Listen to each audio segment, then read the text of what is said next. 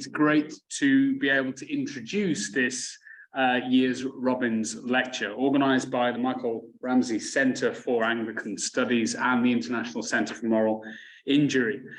And before I hand over to my colleague Brian Powers, who will introduce Dr. Rita Nakashima Brock, I just wanted to say something a little bit about the research that we do here and why events like this are so important.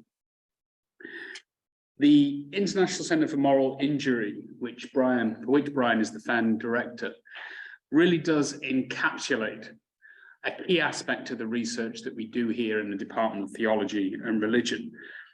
And I think one of the ways in which we could describe that research is that it's academically rigorous, but also emerges from respectful relationship of engagement with wider social cultural contexts.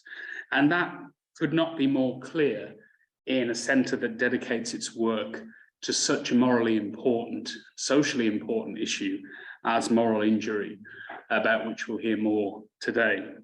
It's wonderful to see this centre set up, to see it thriving, and to imagine what great things might happen in the future. And I'm hugely grateful for Brian and his team for all of their hard work in developing it and launching it so capably. So I'll hand over to Brian at this point, where he'll introduce this year's Robbins Lecturer. And I hope you all enjoy the lecture very much, and look forward to your questions and discussion. Thanks very much.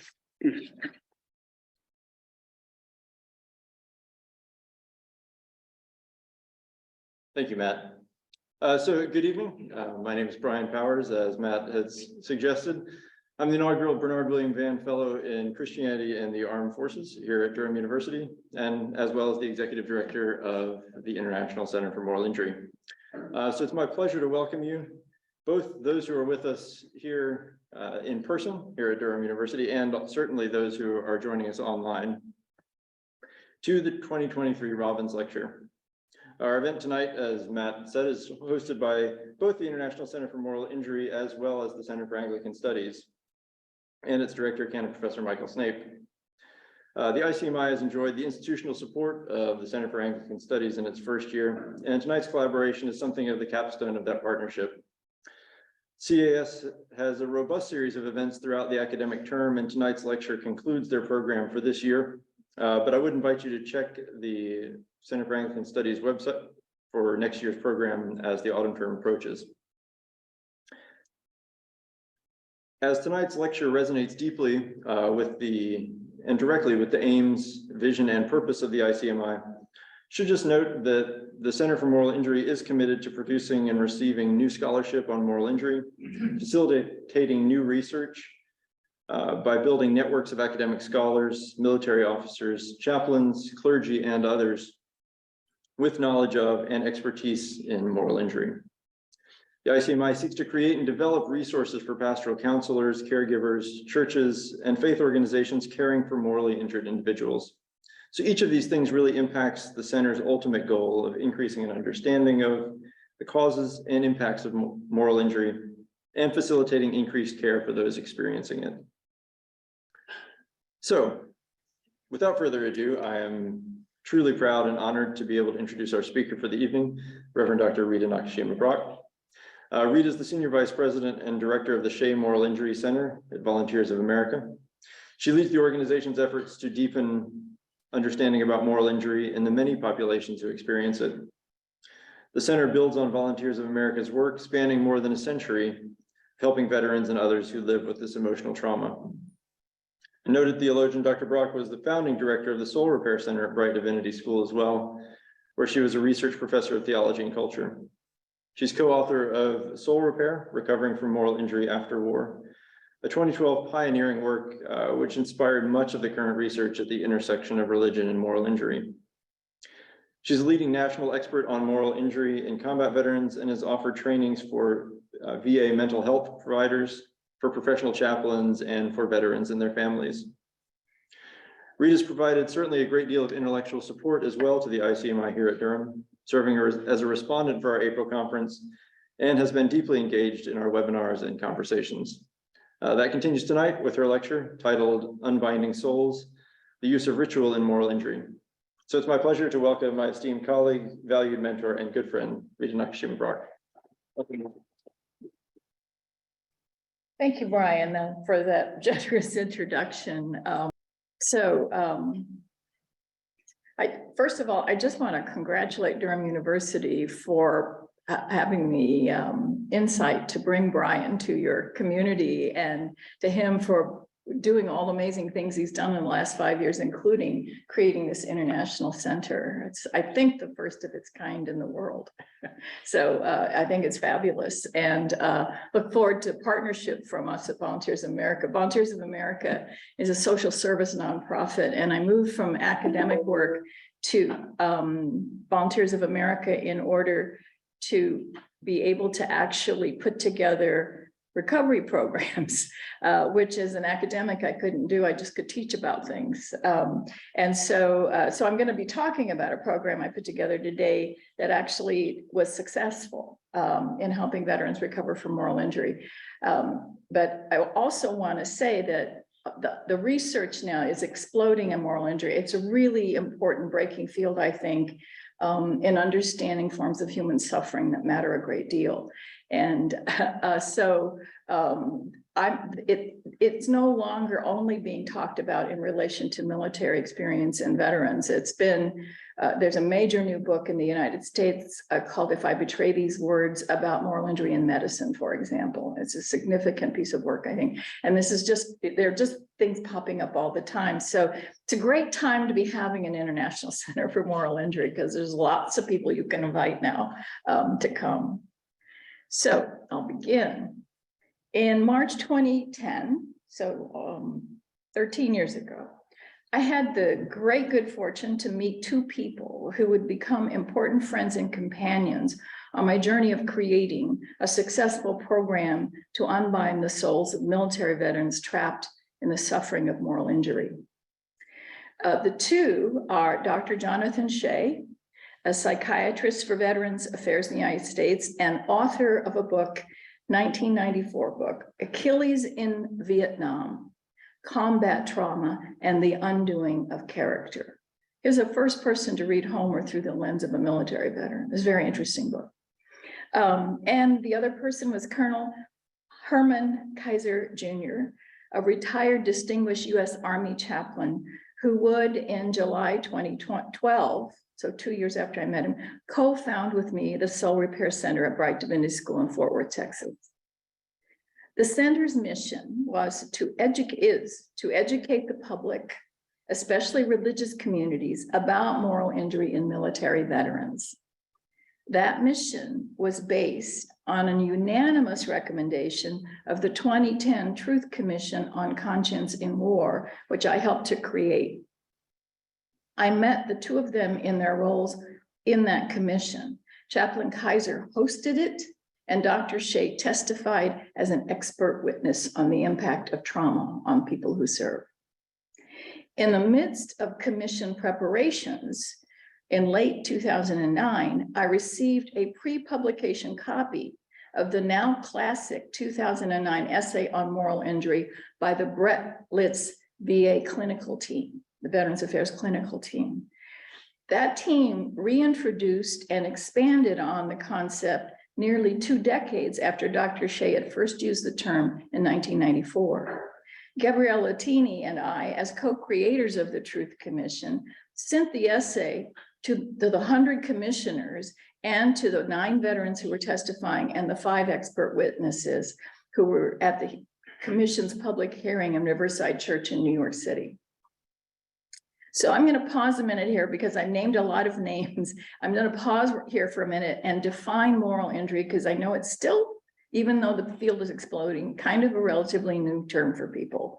And for that, I'm going to use a PowerPoint because it's the fastest way to deliver the information. So a little background on how we got to the term moral injury, I think, is important. First of all, there have been a lot of terms to try to explain why people who wind up in wars and in combat suffer and break down and are unable to continue. And so there are things like nostalgia was one, soldier's heart, shell shock, combat stress reaction, post-Vietnam syndrome. There was even a thing in the 50s that was about how gross stress reaction if it lasted 6 months or longer. And they had actually got into a manual so it could be diagnosed and treated, but then they withdrew it later on. They withdrew it in the middle of the Vietnam War, interestingly enough. And then there was nothing that was a diagnosis that legitimated the suffering of veterans in Vietnam, and they couldn't get treated for this malaise they felt, unless they could get some kind of other diagnosis that really wasn't what they were experiencing. So I have a friend who was a lieutenant in Vietnam, and he came home and he was not okay. And he went to the VA for help, and the mental health therapist they assigned him to just basically told him that he had bad parents, and that's why he had broken down in Vietnam. And he was so furious about it that he left, and he says, hiked in the Adirondack Mountains with his dog for 6 years smoking weed, and that's what helped him recover. So that's just one instance of how difficult it's been for cultures to deal with the impact of war on the people who have to fight them. And so eventually conscription ended the US, the war in Vietnam ended, and it took people like Jonathan Shea and Judith Herman and Bessel van der Kolk and people who were trauma experts and colleagues in Boston to get the American Psychological Association to make a diagnosis called post-traumatic stress disorder. That's where we get PTSD. And that diagnosis created a medical model for the suffering of veterans in war. And it also opened the doors in 1980 for veterans to get treated. And there are actually good treatments. There's been a lot of research on PTSD. It actually is a neurological and psychological condition that can interfere with people's lives. And so there's good treatments. But the tragedy of that diagnosis is that it erased the moral suffering of veterans. The moral questions just disappeared. Psychiatry, psychology is not where you deal with moral and ethical and spiritual questions. If you tell a psychiatrist you don't believe in God, they're not too sure what to say to you. Well, why? Or it's whatever, but that is not their training. Some of them are good at handling those questions. Others don't like religion. That's why they went into psychology. So they don't know what to do with those kind of things. So that's just kind of the history of the way the term evolved. And the thing with moral injury that I want to land as hard as possible is it is not a disorder. It is not a mental health problem. I think it's a spiritual problem. That's one way to talk about it. It is an appropriate response, moral response to devastating life conditions. And it's a normal thing for human beings to have moral conflicts. Every day, we might do, it's always a risk that we do something that hurts someone or they hurt us. And so we have to right the wrongs. We have to figure out what to do if we messed up. And generally that's how relationships are sustained, by this moral consciousness. And when things go wrong, you restore the relationship with some kind of recompense, apology, or something. But if what happens can't be fixed, if the harm is permanent, or it isn't really clear how it should be fixed, or you don't have the wherewithal or the power or the life conditions to create a fix, to resolve this moral conflict, it can start to eat at you. You can begin to lose sleep over it, or it haunts you, and so you do things to avoid thinking about it. And those are forms of moral distress that are more severe than a simple moral conflict. And it can keep you up at night, so you're not your best self at work. There are ways in which moral distress can begin to impact your life and your functioning. And if moral distress accumulates, if you have a lot of it, as so many people in the pandemic had, especially in healthcare and first responders, or you have a cataclysmic thing you're involved in, like war, you can reach a point where you can't hold it together, where the stress is too much, and you break. And what does that break mean? It means that you have an identity crisis. You can't figure out who you are anymore. You get disoriented in the world, or you give up on faith. You hate God, or you're angry with God. There's serious stuff that happens when you cannot resolve moral distress. And that's moral injury. That's what they're talking about when they talk about moral injury in veterans. It's a really awful experience. Just so you know, this is like one of those things that if you're working on moral injury, you need to know these two definitions because they're the ones everybody refers to. The first one is Jonathan Shea's from 1994, which is a betrayal of what's right by someone in authority in a high stakes situation. And that it has to be all three of those elements for moral injury to occur. So it's not what moral injury is, but what causes it: betrayal, and outrage, humiliation, fierce anger. And then and you have to remember that Jonathan Shea was working with an entire conscripted army. So you had people who actually didn't want to go to war, didn't want to serve in the military, were forced to do it. So that betrayal piece is huge in the Vietnam generation. The Brett Litz generation is after conscription is over. It's an all volunteer military. And their orientation to the things they're asked to do in war that bother them is different. They take responsibility personally for it. And they're more inclined to do that rather than blame the officer for sending them or telling them to do something wrong. So their definition is the lasting psychological, biological, spiritual, behavioral, and social impact of perpetrating, failing to prevent, or bearing witness to acts that transgress deeply held moral beliefs and expectations. So there's a slight difference in emphasis. They're not opposite.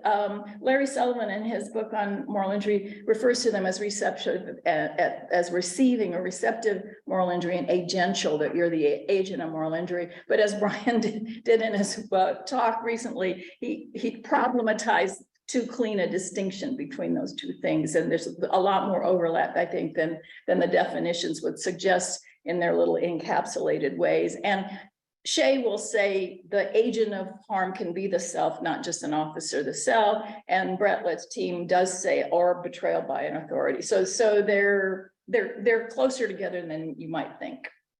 So that's that. And this is just a distinction between the differences between PTSD and trauma and moral injury. So trauma and PTSD are conditions in which something devastating harm has happened, and the feelings and the effects of the event itself bother you. They interfere with your ordinary daily functioning and bother you. And trauma is especially an intense form of that. And it can be physical. There are all these things that can happen if you have trauma. PTSD has a pretty precise sense of it being related to anxiety or fear. And MRIs of people with severe PTSD show that their fear centers are exaggerated, that they grow their fear center, the fear center is sort of taken over. And moral injury is the response of conscience to those kinds of events. So the feelings involved are not fear-based. Their feelings are moral feelings. And because it's a moral evaluation that your conscience is making of an experience you've had, the experience may not have been traumatic at all. It may be that you just observed and saw something and it really deeply bothered you, or you imagined I have a friend who's an Air Force pilot who was in the nuclear division during the Cuban Missile Crisis. He never dropped a nuclear bomb, but 40 years out, he started having moral injury because he realized he was willing to do that. He didn't trauma. He didn't go to war. He only served 4 years. He said, I spent a lot of time making money and playing a lot of golf for 40 years. I didn't think about it. And yet he had profound moral injury. So he wasn't traumatized by the experience, clearly, at least not in any major way. He had a successful life. So they're different things, but of course, moral injury impacts everything in our lives. If it's a spiritual, it impacts your mental, psychological, physical health. So it's an important dimension, even if it's not a disorder. So with a psychological disorder, you go to a therapist and you want the therapist to alleviate what's happening to you. With moral injury, it's actually happened to you. So the the way to help people deal with moral injuries, help them accept it. Accept that what happened to them and begin to process their feelings about it. Because you're never going to forget some of the worst things that ever happened to you. That's just how we are as human beings. So this is just an essay I recommend if you want to read about moral injury in a lot of different populations. The journalist who did this long essay interviewed a whole lot of different people, and it's a very nice summary of some of the forms that moral injury takes out, both in veterans and outside the veteran community. And this is just a reference list if you're interested in some of the resources I was using for this PowerPoint. And now I'm going to go back to my talk. And I think the resource list is going to stay up for a little while. So Chaplain Herman Kaiser, who's one of the people I mentioned just a few minutes ago, he graciously came out of retirement for the 5th time in 2012 to co-direct a soul repair center with me for 2 years. Herm, and no one who knows him never calls him Chaplain Kaiser, he's Herm. Herm taught me much about the inner workings of military culture and the responsibilities of chaplaincy. And we talked extensively about his 40 years in chaplaincy and some of the things he had done to try to protect the consciences of the people he served. We even talked about what could we do if we had veterans and we wanted to help them recover from moral injury. By the accounts of the people who served with him in the Army, Herm was an extraordinary chaplain. He was friendly, down to earth, astute, very funny, salty, wise, and deeply pastoral. My friend Susan Diamond, who's with him, knew him. Yeah, he was amazing. Herm served for 40 years, having been called back from retirement twice into the military to help NATO and then the post-apartheid South African Army establish military chaplaincies. I could fill my entire lecture today with his stories. He has a lot of them, but I will tell you only 2 that pertain to the rest of my talk today. During his first week as a chaplain in Vietnam, Herm's company was staging to move to a new location. And as he stood there trying to figure out what to do, he thought, well, he went up to a truck and said, "Would you like to have communion?" He said, "When did you last have communion?" And they said, "We've never had it. Would you like to have?" "Yes." So he served communion in his truck. Everybody took it. He has no idea if they're a Christian or not. They all wanted it. And they were so happy. They radioed down the whole line of trucks that he was serving communion. He had to serve communion to every truck. He had 100% participation. He became known as a communion chaplain, and the troops had often requested as he passed through the ranks. Months later, Herm was assigned to a new company, and he soon discovered a serious breach of military ethics. Many of them were cutting off Viet Cong ears as souvenirs. This is a major, major breach of ethics. He reported it to his commander, and the commander said, "I ordered them to not do. I can't figure out how to get them to stop."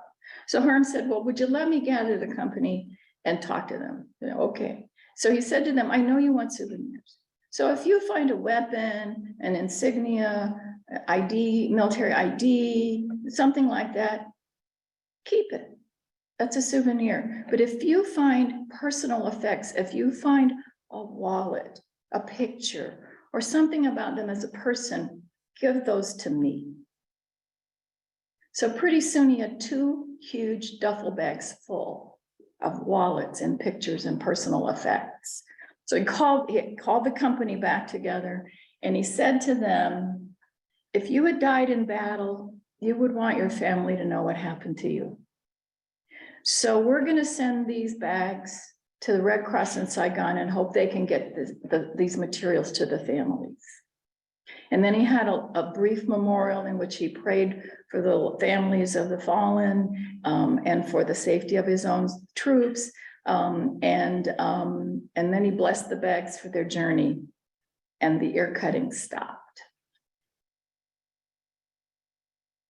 With these 2 simple ritual acts, Herm offered his troops a liminal time and space that transcended for a little while the soul-rending circumstances of war. Whatever their faith or lack of it, Christian communion enabled them to be part of a symbolic meal that delivered the transcendent powers of remembrance, forgiveness, and love. And it honored their humanity in the dire context of war. In the second story, Herm helped his troops to distinguish the war from the humanity of those who must fight it, and appealed to values that honored their humanity and reminded them of the sacrifices of their own families. I suspect that in humanizing the Viet Cong, he tried to prevent them from dehumanizing themselves. These two stories suggest that the chaplain uses of ritual might offer some protection from moral injury. And the longer I work on moral injury recovery, the more convinced I have become of the importance and power of a ritual, both to prevent and to unbind souls struggling with moral injury. And there are two main reasons I want to lay out for you today of why I have come to this conviction. First, we human beings are profoundly social animals, and our emotions are highly contagious. Meaning systems and moral behavior are learned and reinforced through ritual repetition, beginning in our earliest, closest relationships, and we behave morally most of the time without even thinking. It's just habit. In fact, most of the time we don't have to think about it until something goes wrong. And that's when, then we have to puzzle it through. But most of the time we're moral by habit. And so meaning systems and all of this are deeply attached to habit. We develop habits that are quite stable and fixed in our character unless something serious goes wrong. This relational acquisition of habitual behavior remains true even in adulthood, and it is crucial for training people whose work involves serving others in high stakes work. For example, professionals such as first responders usually work in teams and train together in highly ritualized ways to produce automatic habits that are embedded in the value system that supports their values of protecting and saving lives. But even in ordinary life, such rapid response training can be necessary when you're driving a car or being a parent. You can't stop to think about what's the right thing to do. You just do it. People do not respond to dire emergencies by thinking. Our fear centers demand we behave first. Military boot camp is another intensely ritualized process that implants habits that include the sanctioned use of violence, all tied to a value system that emphasizes honor, courage, loyalty, sacrifice. Moral reasoning and conscious decision-making actually slow behavior down and can put lives at risk when a split-second delay could cost people their lives. So these mental processes engage high-stakes events.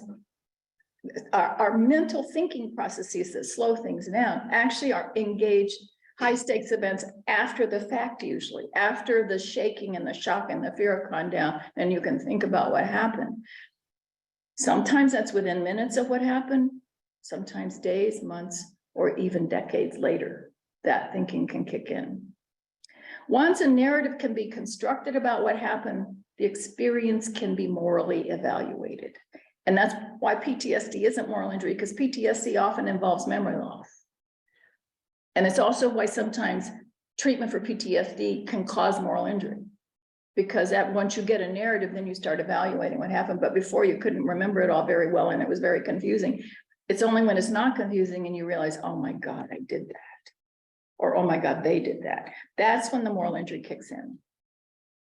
And the more catastrophic the failure of an experience in an experience, the more the risk for moral distress and injury at some point afterward. And at some point afterward is very vague. You just can't predict for any single person when that's going to hit them. So the second reason I am convinced ritual is crucial to moral injury recovery lies in the power of ritual to change people without them having to change themselves. It's sort of the opposite of therapy, where you see a therapist and you have to change yourself. As neuroscientist Anna Graybill notes, while various areas of our brain handle functions like higher level intellectual thinking, brainstem functions and breathing and heartbeat, the learning process is highly dynamic and engages in parallel in our neural circuits across many areas of the brain all at once. And moral judgment is a result of experience-dependent plasticity that can influence not only overt behaviors, but also cognitive activity. So the moral reasoning is a very complex, embodied, behavioral, even habitual process of learning. The establishment of new habits requires ritual practice to implant new meaning systems to the point they are embedded and behavior becomes habit. So habit, ritual, behavior, these are all connected. Before I can get into the details of our successful evidence-based recovery process that we implemented at Volunteers of America in 2017, I'm going to say a little bit more about what I mean by ritual, because in Western Protestant influenced societies, it's kind of a word people avoid as superstition. So I'm referring to collective ritual involving a shared repeated process that occurs in a liminal space and time outside ordinary experience.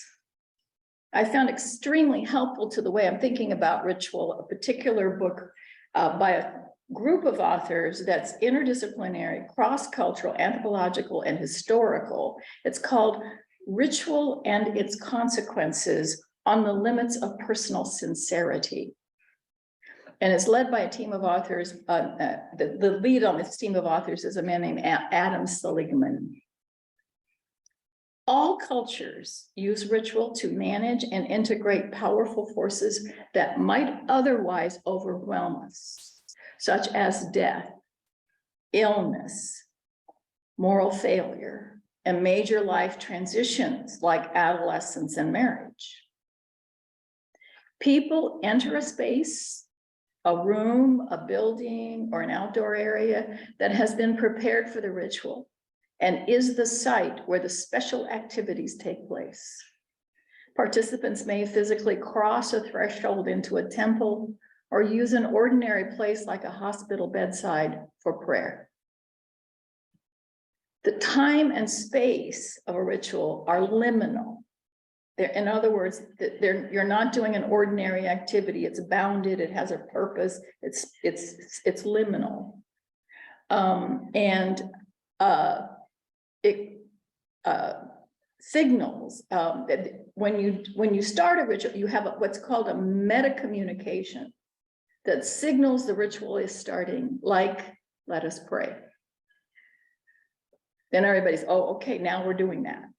And so there's always a sort of meta communication at the beginning that signals it. The athletic contests, the same thing. Somebody throws a ball, yells play ball, or they toss a coin or something, but that meta communication says, now you're inside a space and time place that's not ordinary time and behavior. There are different rules applying in that space. So rituals work by engaging imagination, attention, emotion, and creativity. Ritual uses material objects, choreography of the body, music, stories, poetic speech, images, and symbols. All of these often happen in a ritual. Individual feelings and beliefs, what Seligman calls personal sincerity, are subordinated by participation in a ritual. I think one of the clearest examples of this is military boot camp. They don't care what you think about what you're doing. They don't care whether you really even like the military. They're just training you. And somehow you're changed by it. And you don't even really know why. So these things called personal sincerity are really subordinated in participation in a ritual. And a ritual creates, and this is a point made years ago by a historian of religion named Jonathan Z. Smith. Rituals create a subjunctive or as if mood. That's the imagination in ritual. You're doing something as if you wanted to do this, you believe this or whatever. So it has this as if mood that is aspirational and leans into hope. That mood can displace the frustration and chaos of ordinary life with the powers of imagination and play, and suspend personal sincerity in transforming participants via sensation and empathy and collective processes. Ritual per se is, of course, not an unalloyed good. It's just something that humans do. Ritual can be harmful when personal sincerity is required to be held within narrowly confined, intense, and entrapping structures. So religious systems that too fiercely suppress sincerity and insist on uniformity of belief can spawn reformist or sectarian movements, especially if the systems are seen as abusive, corrupt, impotent, or too controlling. So ritual can become a problem. So I'm not trying to say that ritual is this great thing and we should always use it all the time. There are rituals that can be quite harmful. Some people will call a harmful ritual brainwashing, because they don't know how they started doing these. It wasn't some agency that they did that caused them to do these things that were involved in the ritual. The modern Western post-Enlightenment world, as I said, is a little suspicious of ritual as Catholic superstition. This was the Protestant and Catholic divide. So, Protestants rejected a lot of the rituals that Catholics did, and it's a very complicated story, but I think it's no accident the Eucharist was a flashpoint in the Protestant Reformation, and Protestants started rejecting it or doing it only infrequently because it was so potent. So Protestant ritual tends to focus instead on individual subjectivity. In other words, the faith of the believer and a message to support that faith. And otherwise, worship services in Protestantism, I think, are rather thin on rituals. At least robust, full art, all of that. We have music, we do have that. So pre-modern and many indigenous societies, on the other hand, are thick with rituals. And that's why anthropologists like to go study them, because they do all these really exotic sort of things that are ritual. But those rituals enable people to play with multiple roles and identifications, allowing both the coexistence of differences and ways of resolving ambiguity and conflict. They also tolerate cunning and deceit to negotiate difference and conflict. And many of their myths have these beloved trickster figures who use cunning and deceit. I think the best parallel in the modern world around this kind of trickster approach in rituals is military humor. Right? These provide efficient means for handling difficult social relations and devastating experiences. Military humor is really good at that. With such strategies indifferent to belief or personal sincerity, ritual offers liminal space for the, and this is from the Seligman book, transient crossings and blurring of boundaries between licit and illicit, the speakable and the unspeakable, the real and the imaginary. The formal frame of a ritual, acting, dancing, music, evocations of the divine origins of the ritual, all contribute to the communication and containment of what is in life radioactive material.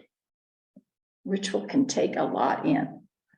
The modernist view of ritual tends to regard it, this is the modern post-Enlightenment cultural view of ritual, tend to regard it as an outward expression of interpersonal sincerity that reflects beliefs in invisible essences. Realities that transcend ritual are the reason for it and are the realities to which the ritual is pointing. When people participate in rituals without first believing in this personal sincerity way, they are often regarded as hollow and hypocritical acts or as trivial conventions. So if you go to a ritual you don't believe in, it's often regarded as hypocritical. Seligman suggests that this bias toward faith or belief ignores discussions of the importance and meaning of rituals outside the Western context and in ancient sources. Seligman notes effective rituals can override personal sincerity.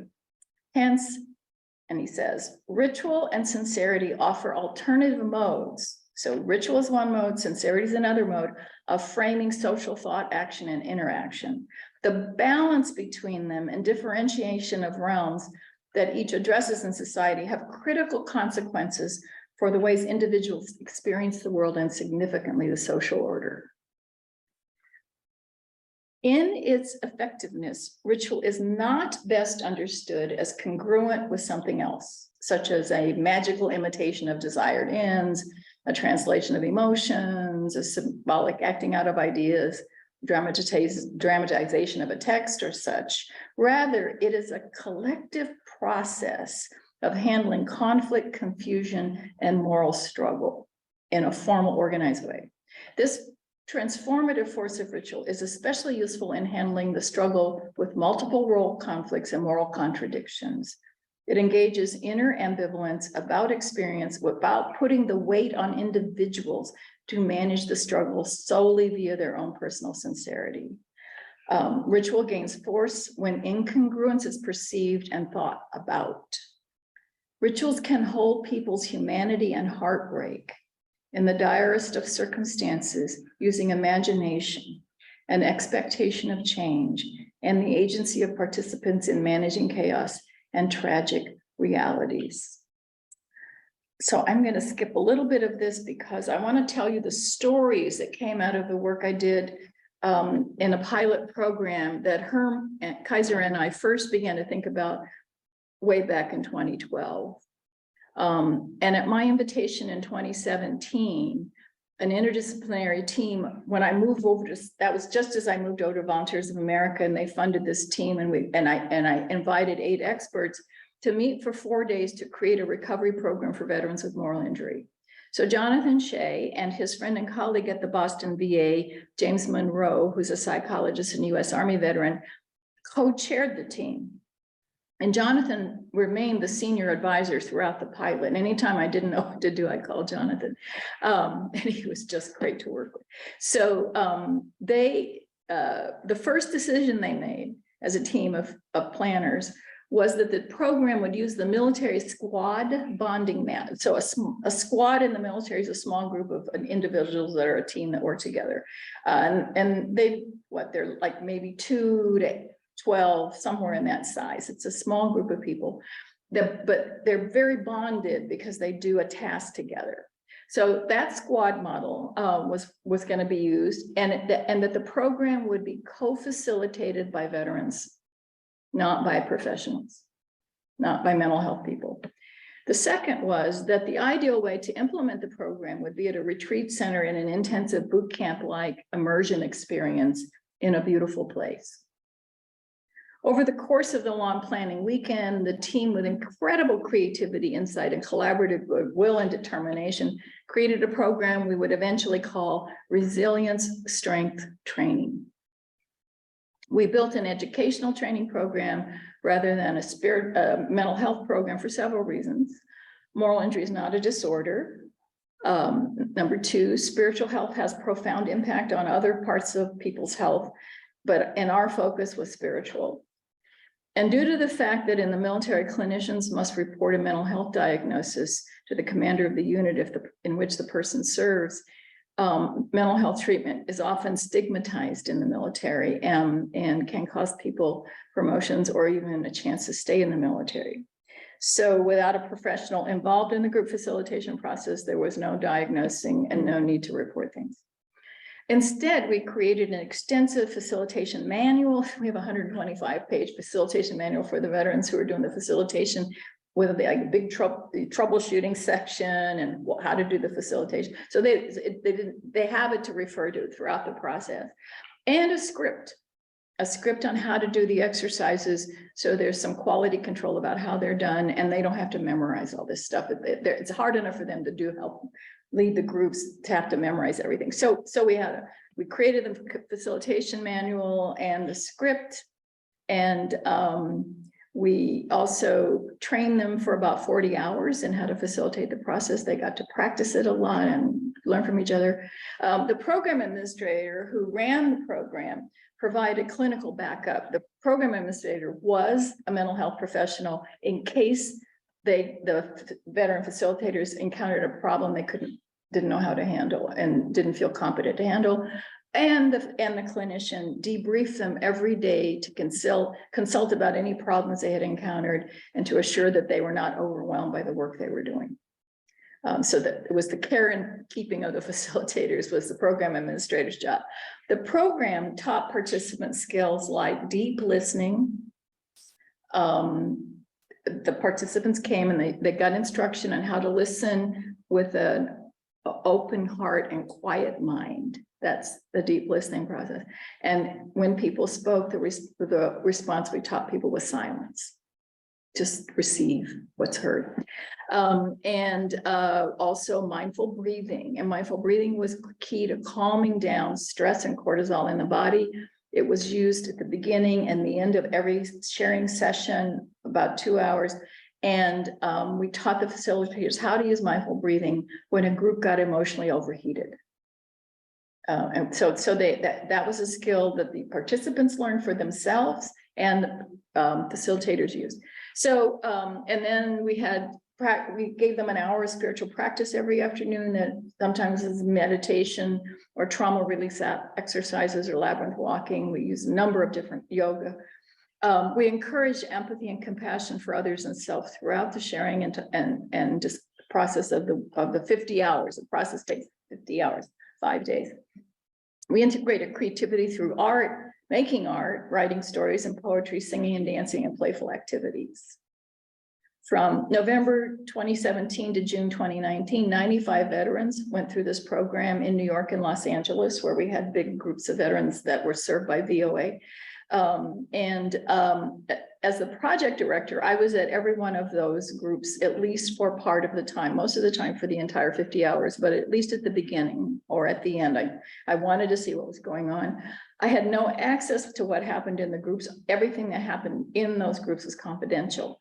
So I only ate lunch with, ate meals with the veterans. And so I could see changes, but I didn't know what caused them. I could see their behavior different. I could see they were improving. And I'm only offering stories now, and I have a few stories that I think say something about how helpful this ritualized process was in helping people recover. I only have the stories that they told to me and gave me permission to tell, and none of the names are real. I've just made up the names so nobody's personally identified. But I think they make the case for ritual. The first group of 7 women we had in November met at a retreat center on the Palos Verdes Peninsula near Los Angeles. Veterans of the U.S. Army, Navy, and Marine Corps, the recently unhoused women lived on a decommissioned Navy base and housing provider for veterans, affordable housing provider for veterans with children. So they were all mothers. They ranged in age from 30 to 50. One was white, one was Indigenous American, 5 were African American. A male Latinx Marine Corps veteran and a female African American Army veteran, both peer specialists trained for other purposes, were trained to guide the program through the week-long process. Participants began by taking a research survey. This was going to be an evidence-based program, so we did research surveys, and making name tags. They were also asked to tie a ribbon on their lanyard, green for I can be touched, yellow for ask first, and red for I do not want to be touched. After brief self-introductions, the facilitators asked the group to set consensus guidelines about confidentiality, respect, and participation. They recited the guidelines together as the meta-communication that signaled the start of a liminal process or activity with its own rules and values outside the stresses and chaos of ordinary life. At their first ritual activity, the participants received instructions in mindful breathing, they were instructed to listen in silence, all of that sort of thing. And then they were asked to create a squad name. And the suggestion was they total up all the years they've been in the military and that'd be their squad name. And they came up with 67 years. So they were squad 67. But then one silent member of the group, whom I will call Gwen, blurted, "I don't belong here. I'm not really a veteran. I only lasted 21 days in boot camp." Surprised by her distressed outburst, they wanted to know what happened. And Gwen told them that when she went to the recruiting office to enlist, the 2 male recruiters told her that she was too overweight to qualify, but they offered to create an athletic program for her so she could lose the weight and enlist. She was glad they offered that to her and she accepted. Her program involved running and calisthenics as well as being raped by the men. When she told her mother what was happening, her mother encouraged her to stick with it because you'll have a better life if you can join the military. She persisted and became pregnant.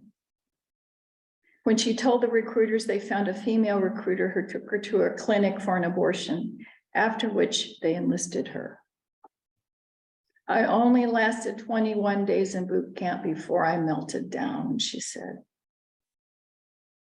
The outraged group said it was not her fault. What happened to her was wrong. They insisted she belonged within. She had wanted to serve, swore the oath, and made it to boot camp. They were emphatic that she counted as a veteran. They decided their name should be Squad 6721 to include her 21 days. With that threshold activity and her confession, the moral injury floodgates opened. By the end of the day, others in the group had also shared their own military sexual trauma stories, and they all had them.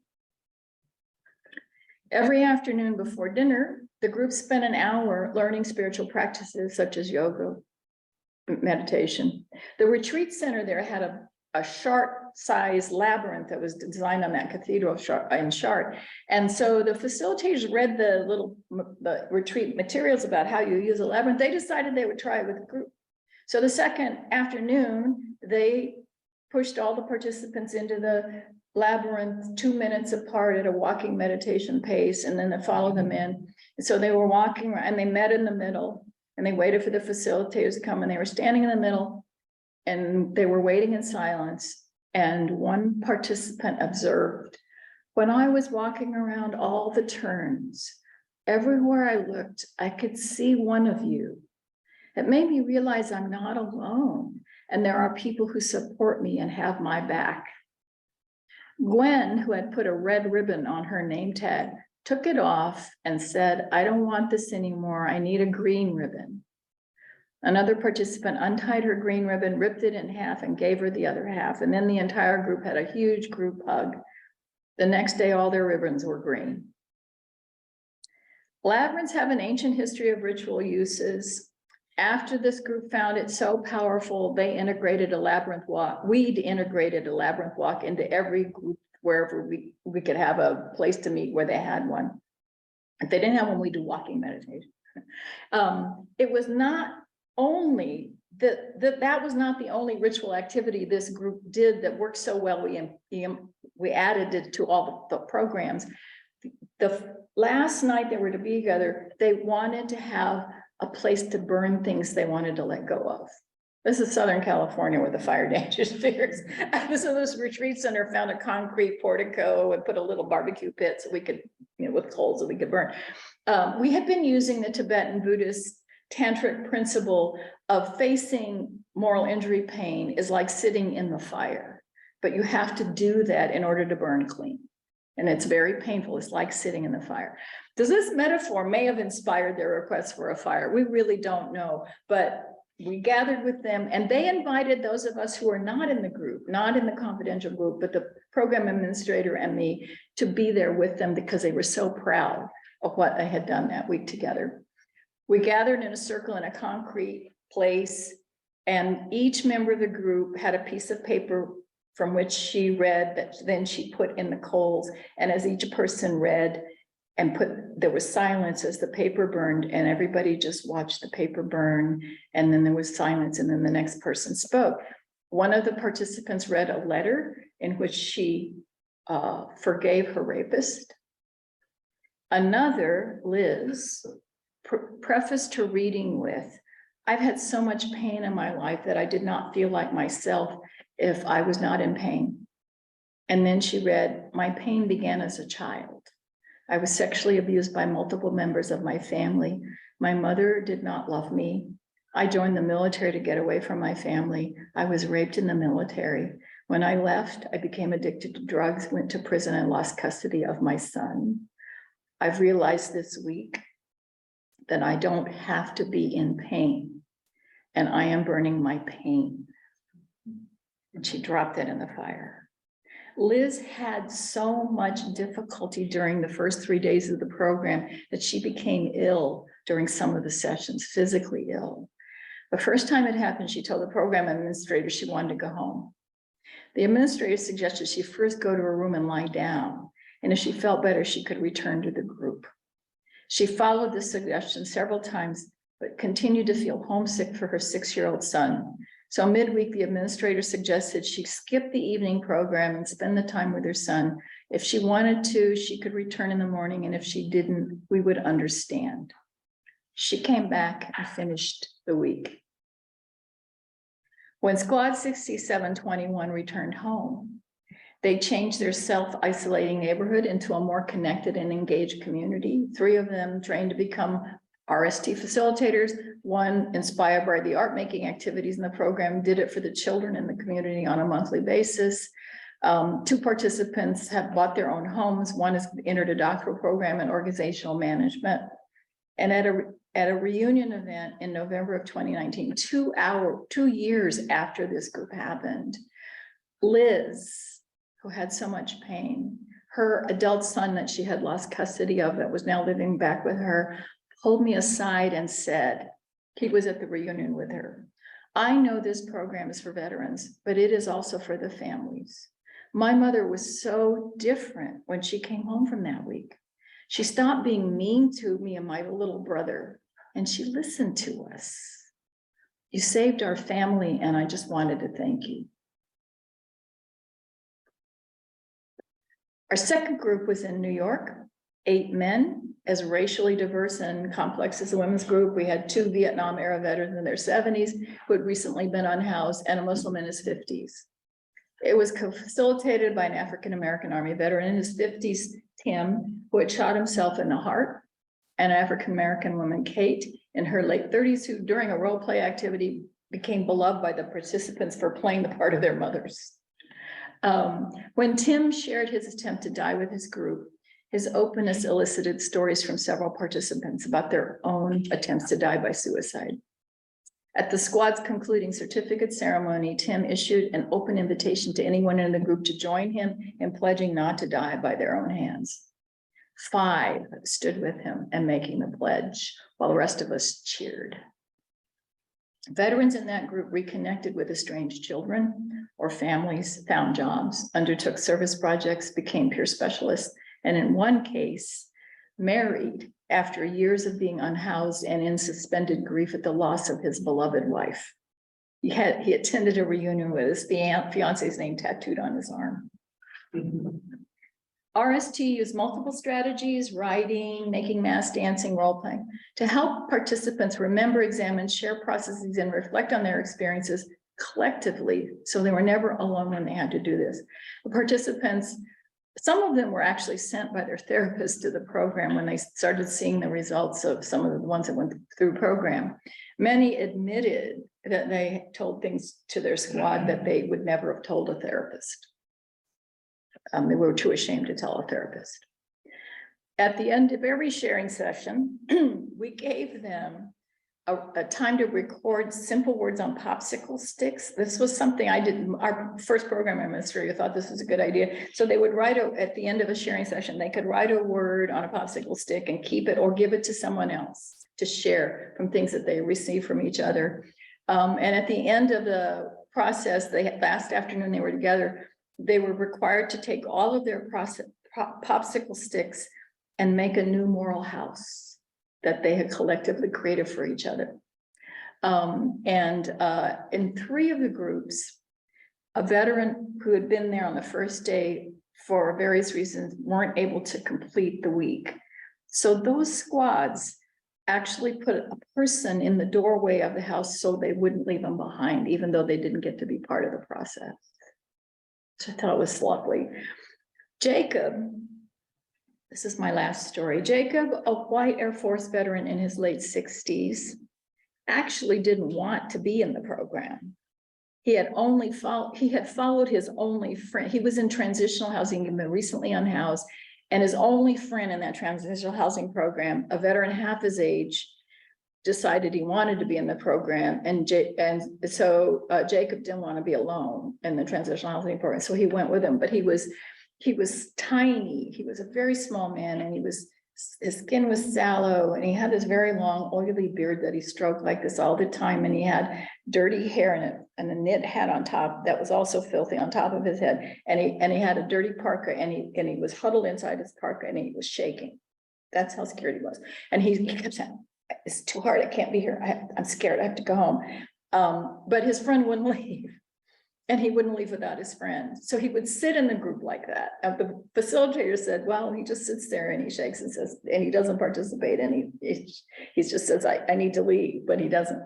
So first day at lunch, I saw him out smoking, looking pretty upset. And I went up to him and I said, Jacob, how are you doing? And he shook his head and said, it's too hard, I can't do it, I need to leave. So I looked at him and I said, yes, it's really hard. But you know, if you hang in there, you'll get past the hard part and you'll get to the good part. And he said, no, too hard, I can't do it. So I said, would you do me the favor and let me know if you decide to leave? And he walked off. 2 mornings later, he shows up totally clean. His hair and beard are like fluffy. His skin is ruddy, and he's laughing at breakfast, talking to his table. I have no idea what happened, but he just kept blossoming. And it turned out he'd been an engineer, so when they had to do the popsicle house, he knew how to build it so it wouldn't fall down. So he took charge. At the certificate ceremony, Jacob, we had a ceremony at the end. Jacob said, I've been under psychiatric care for 27 years. He'd been in prison for 23 years and homeless in the woods for 13 years. So he said, I've been under psychiatric care for 27 years, and somehow you all managed to do in 5 days what those years couldn't do. You gave me myself back. Thank you so much.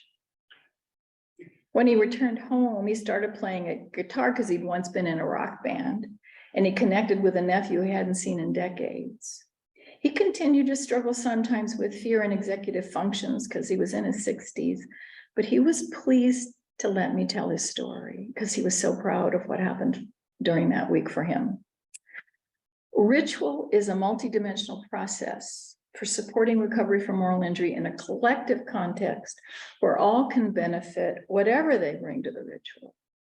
The most robust power of ritual lies with its formal properties of being porous to ambiguity and not dependent on individual sincerity, while also respecting it. Moral injury is a break in relationships to self and world, which involves for many a spiritual dimension, which is what ritual addresses.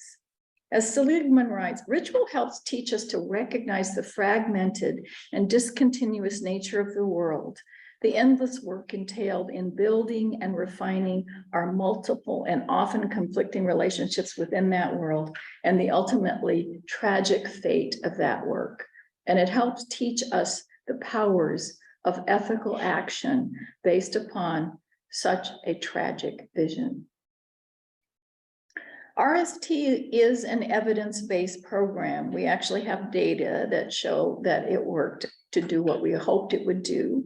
And that matters to us and to the funders we're going to try to restart the program now that the pandemic is gone and we can restart an in-person program. However, the validating data tell us about averages, only averages in numbers, whereas the stories describe what is surprisingly possible beyond those numbers. At the debriefing sessions with the facilitators, I learned of noteworthy things that happen within the group every day. I heard many more stories of individual and collective transformation than I have permission to tell. But all the stories still strike me as miraculous. Thank you.